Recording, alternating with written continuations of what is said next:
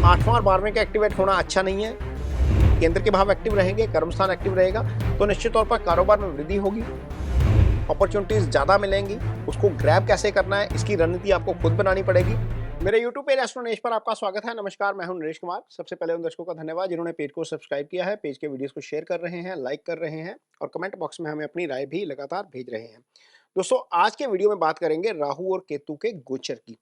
Basically Rahu के ही गोचर की बात करेंगे। जब राहु के गोचर की बात करेंगे तो केतु का एनालिसिस खुद ब खुद हो जाएगा, क्योंकि ये दोनों ही ग्रह एक ही समय पर गोचर करते हैं, आमने सामने रहते हैं, हमेशा वक्री अवस्था में रहते हैं।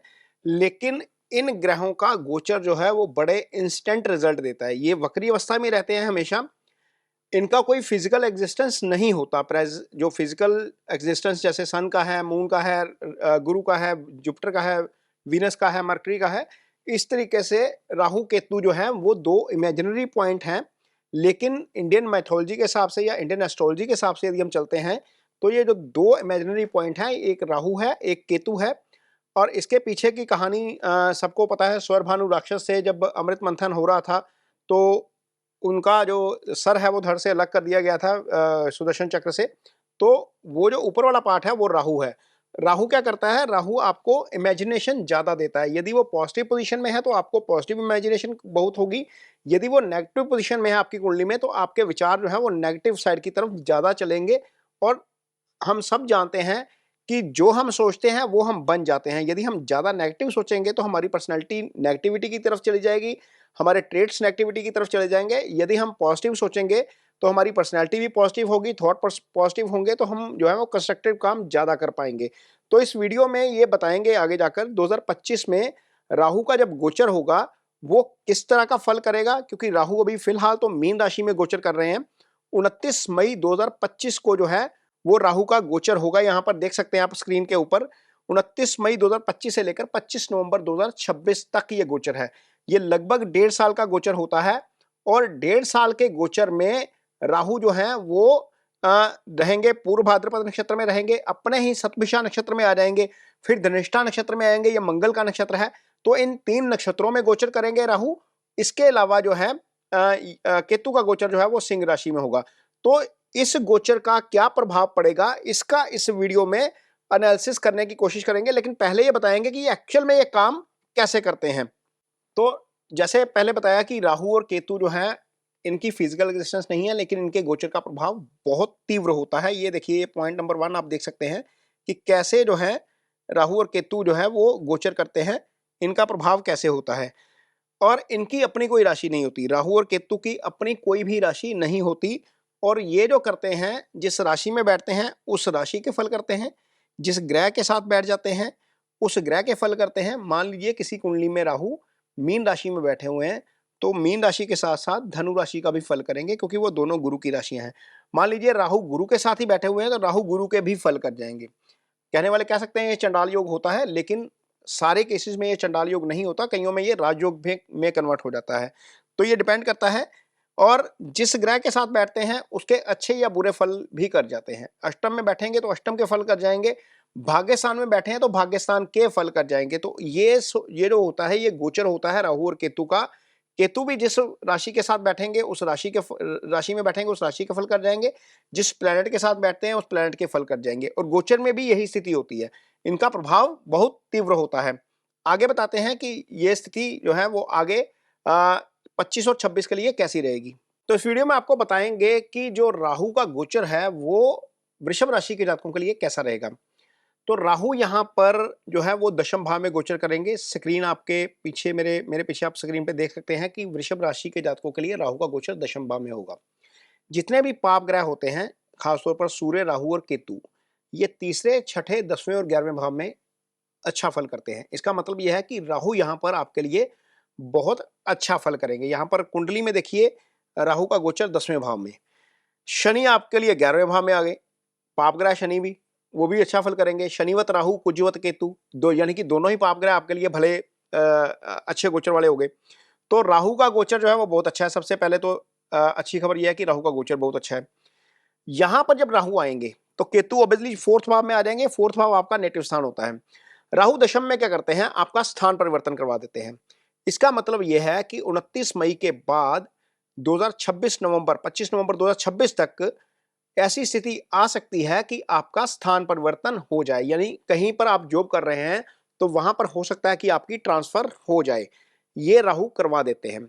यदि आप कारोबार कर रहे हैं तो ऐसा संभव है कि यहां पर आपको मल्टीपल सोर्स ऑफ इनकम हो जाए। कई बार क्या होता है, हम एक जॉब कर रहे होते हैं, एक जॉब हम साइड बाय साइड दूसरी भी शुरू कर देते हैं, या हम कोई फ्रीलांस का काम शुरू कर देते हैं। तो जब राहु दशम में आते हैं तो वो मल्टीपल जो सोर्स है उसको क्रिएट कर देते हैं, मल्टीपल अपॉर्चुनिटीज क्रिएट कर देते हैं, स्थान परिवर्तन भी करवा देते हैं। तो जितने भी वृषभ राशि के जातक हैं उनको इन सब चीजों के लिए जो है वो खास तौर पर तैयार रहना चाहिए मानसिक तौर पर। दूसरा, जब राहु यहां पर आते हैं तो आपको स्ट्रेटजी मेकिंग वाली पोजीशन दे देते हैं। कुछ लोग कंपनियों में जो काम करते हैं उनका काम ही होता है स्ट्रेटजी तैयार करना, रणनीति तैयार करना। तो यहां पर जो है वो रणनीति जितने बनाने वाले जॉब्स हैं उनके लिए देखिए यहां पर अपॉर्चुनिटी बहुत अच्छी क्रिएट होती हुई नजर आएंगी।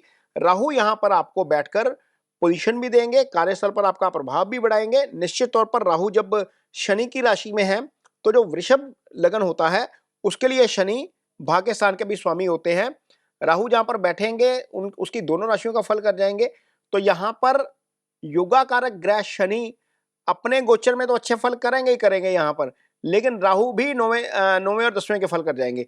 तो राहु जब 9वें और 10वें के फल करेंगे वृषभ राशि के जातकों के लिए तो निश्चित तौर पर भाग्य भी साथ देगा, कारोबार में भी वृद्धि होगी और आपकी पोजीशन में भी वृद्धि होगी। यहां पर राहु का गोचर आपके लिए बहुत अच्छा रहने वाला है। यह स्थिति रहेगी आपके लिए राहु के गोचर की।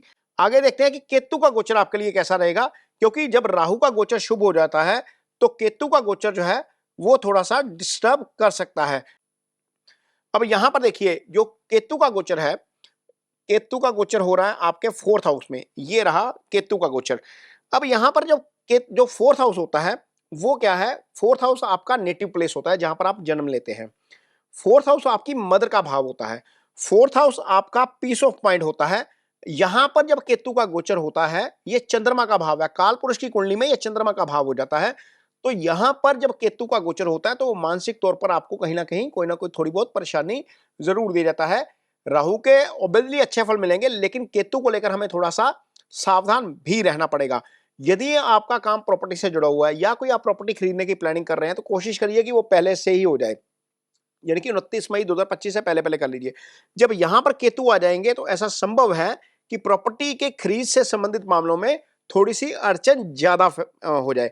वैसे तो जब हम प्रॉपर्टी खरीद या बेचने के लिए जाते हैं तो ऐसा होता है कि कई बार हमारे डॉक्यूमेंट पूरे नहीं होते, कई बार एनओसी नहीं प्रॉपर मिलती, बहुत सारी चीजें होती हैं। लेकिन जब केतु यहां पर आ जाएंगे तो ऐसी चीजें ज्यादा हो सकती हैं। तो इस स्थिति के लिए आपको खुद को तैयार रखना चाहिए। केतु का यह गोचर शुभ नहीं है। हाँ, राहु का गोचर आपको बहुत अच्छे फल करेगा, शनि का गोचर आपके लिए बहुत अच्छे फल करेगा, और जो राहु का गोचर है वो आपके लिए इसलिए भी अच्छे फल करेगा क्योंकि राहु यहां पर बैठकर इस भाव को गोचर एक्टिव कर देंगे। ये धन का भाव होता है, ये आपके कुटुंब का भाव होता है, ये आपकी वाणी का भाव होता है। यहां से आप किसी को प्रभावित करते हो, यानी कि यदि आपका काम कम्युनिकेशन से जुड़ा हुआ है तो निश्चित तौर पर आपको उसका बहुत लाभ होगा। गुरु यहां पर धन भाव के कारक होकर धन भाव में ही बैठे हैं, वो आपके लिए अच्छा फल कर जाएंगे। शनि 11वें भाव में बैठे हैं, शनि 11वें भाव में बैठकर अच्छा फल कर जाएंगे। राहु दशम में अच्छा फल कर जाएंगे। तो निश्चित तौर पर ये आपके लिए बहुत अच्छा होने वाला है। अब यहां पर जब राहु बैठेंगे तो इस भाव को एक्टिव करेंगे। ये छठा रोग ऋण शत्रु का भाव होता है। अब यहां पर गुरु की भी दृष्टि आएगी, इस भाव को देखिए, यहां पर गुरु की भी दृष्टि आएगी और राहु की भी दृष्टि आएगी। अब यहां पर ये जो भाव एक्टिव हो गया, जितने भी कोर्ट के केसेस है, जितने भी वृषभ राशि के जातक कोर्ट केसेस में उलझे हुए हैं, लिटिगेशन में उलझे हुए हैं, कोई झूठा आरोप लग रहा है, तो वो सारी चीजें वहां पर फिक्स होती हुई नजर आएंगी, क्योंकि गुरु और राहु दोनों ही इस भाव को एक्टिव कर रहे हैं। जिनके ऊपर कर्ज की स्थिति है, कर्ज वाली स्थिति थोड़ी सी ईज आउट होती हुई नजर आएगी। ये स्थिति आपके लिए अच्छी रहेगी राहु और गुरु के प्रभाव के कारण। शनि तो ऑब्वियसली आपके लिए अच्छा गोचर में आ जाएंगे, लेकिन थोड़ा सा ध्यान आपको रखना पड़ेगा केतु को लेकर। केतु यहां पर क्या करेंगे, केतु इस भाव को देखेंगे, ये अष्टम भाव होता है, ये सडन लॉस और सडन प्रॉफिट का भाव है। चूंकि केतु का गोचर शुभ नहीं है तो आपको गाड़ी थोड़ा सा धीमी चलानी पड़ेगी, सीक्रेसी अपनी जो है वो थोड़ी सी आपको मेंटेन रखनी पड़ेगी। कोशिश करिए कि आपके जो जितने भी ऑनलाइन पासवर्ड्स हैं उनको थोड़ा सा जो है वो थोड़ा सा सिक्योर रखिए, उसको चेंज करते रहिएगा, क्योंकि जब सीक्रेसी में सेंध लगती है तो आपका पैसा सारा उड़ जाता है। जो ऑनलाइन बैंकिंग, इंटरनेट बैंकिंग में, यूपीआई के पासवर्ड में आपको खास तौर पर सावधानी रखनी पड़ेगी, क्योंकि केतु यहाँ पर देख रहे हैं और ये आपके लिए नुकसानदायक हो सकता है। ये इसलिए भी नुकसानदायक हो सकता है क्योंकि शनि की दशम दृष्टि यहाँ पर है। तो केतु और शनि दोनों ही एक चीज को एक्टिव कर रहे हैं और दोनों ही नेगेटिव हैं। ये भाव दुर्घटना का भाव होता है। हमने देखा है कई बार कि दुर्घटना होती है और हमें कुछ नहीं होता, गाड़ी का कचरा हो जाता है, जो गाड़ी जो है वो उसका नुकसान बहुत ज्यादा हो जाता है। लेकिन जब केतु की दिशाओं में एक्सीडेंट, या ऐसा एक्सीडेंट मंगल की दिशाओं में होता है, जब केतु की दिशाओं में एक्सीडेंट होता है तो बहुत बुरा होता है। व्यक्ति जो है उसको नुकसान ज्यादा पहुंचता है। तो कोशिश करिए कि इस अवधि में गाड़ी थोड़ा सा धीमी चलाइए। यदि आप खुद ड्राइव नहीं करते, आपका ड्राइवर ड्राइव कर रहा है, तो उसको भी बोलिए कि थोड़ा सा धीमी चाल से चलें, क्योंकि अष्टम भाव दो पाप ग्रहों के प्रभाव में आ जाएगा। हालांकि गुरु की दृष्टि उस पर रहेगी, लेकिन दो पाप ग्रहों के प्रभाव में अष्टम का आना अच्छा नहीं है। यहां पर से केतु 12वें भाव को देखेंगे, ये खर्चे का भाव है। खर्चे कुछ एडिशनल आ सकते हैं आपको। यदि वो एडिशनल खर्चे आ रहे हैं तो कोशिश करिए थोड़ा सा पैसा जो है वो आप अपने पार्टनर के नाम पर सेव करिए। कुटुंब भाव में गुरु बैठा है, धन भाव में गुरु बैठा है, मनी का फ्लो ठीक रखेगा, लेकिन अल्टीमेटली केतु के प्रभाव से खर्चे भी थोड़े से बढ़ सकते हैं। इन दो चीजों को लेकर सावधान रहना पड़ेगा। प्रॉपर्टी की खरीद के मामले में, बेचने के मामले में, गाड़ी चलाने के मामले में, खासतौर पर कहीं आ जा रहे हैं, ऊपर से नीचे आ रहे हैं, सीढ़ियां उतर रहे हैं, वहां पर ध्यान रखिए और अपने खर्चे थोड़े से नियंत्रित रखिए। बाकी ये जो राहु का गोचर है, गुरु का गोचर भी आपके लिए अच्छा है, शनि का गोचर भी अच्छा है, तो राहु का गोचर आपके लिए डेफिनेटली बहुत अच्छा होने वाला है। तो ये आप समझिए कि आपके लिए जो गोचर है, जो तीन चीजें एक्टिवेट हो रही हैं। एक तो यहाँ पर केतु जो है वो इस भाव को एक्टिव करेंगे। आप देख सकते हैं यहाँ पर कि केतु जो है वो इस ट्रायंगल को एक्टिवेट कर देंगे और राहु जो है वो इस ट्रायंगल को एक्टिवेट कर देंगे। तो ये दो ट्रायंगल एक्टिवेट रहेंगे, यानी कि आपके लिए मोटे तौर पर छठा भी एक्टिव है, आठवां भी एक्टिव है, 12वां भी एक्टिव है। छठा थोड़ा सा पॉजिटिव वे में एक्टिव हो जाएगा। आठवां और 12वें का एक्टिवेट होना अच्छा नहीं है। केंद्र के भाव एक्टिव रहेंगे, कर्मस्थान एक्टिव रहेगा, तो निश्चित तौर पर कारोबार में वृद्धि होगी, अपॉर्चुनिटीज ज्यादा मिलेंगी। उसको ग्रैब कैसे करना है, इसकी रणनीति आपको खुद बनानी पड़ेगी। तो निश्चित तौर पर राहु का ये गोचर वृषभ राशि के जातकों के लिए बहुत अच्छा रहने वाला है। तो यदि आपकी कुंडली में राहु खराब है, क्योंकि बहुत सारे लोगों की कुंडली में राहु की पोजीशन खराब भी होती है, तो आपको क्या करना चाहिए, घर में जो भी सफाई कर्मचारी आ रहा है, जो आपका सुबह हम जो घर का कचरा होता है, जो जो जो उसको लेने आता है सफाई कर्मचारी, उसको जो है वो खाना खिलाएं। वो आपके लिए बहुत अच्छी रेमेडी है। यदि आप वैष्णो देवी माँ के दर्शन के लिए जाते हैं तो भैरव के दर्शन जरूर कीजिए। भैरव की पूजा करना राहु का बहुत अच्छा उपाय होता है। जो सफाई कर्मचारी होते हैं उनको उनकी सेवा करना बहुत अच्छा उपाय होता है।